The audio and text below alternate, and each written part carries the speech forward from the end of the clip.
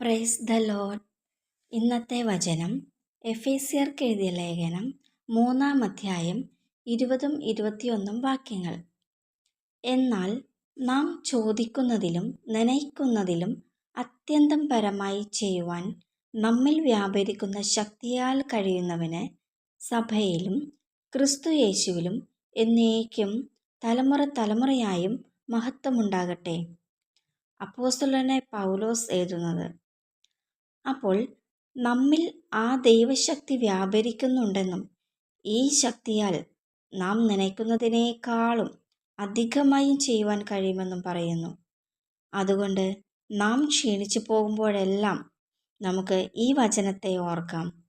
നമ്മിൽ വ്യാപരിക്കുന്ന ഈ ദൈവശക്തിയാൽ നമ്മുടെ സകല ആവശ്യങ്ങളെല്ലാം നാം നനയ്ക്കുന്നതിനേക്കാളും അധികമായി തന്നെ നമുക്ക് ചെയ്യുവാൻ കഴിയുമെന്ന് വിശ്വസിക്കാം. ഈ വാക്യം നമ്മെ ഓരോരുത്തരെയും ബലപ്പെടുത്തുമാറാകട്ടെ.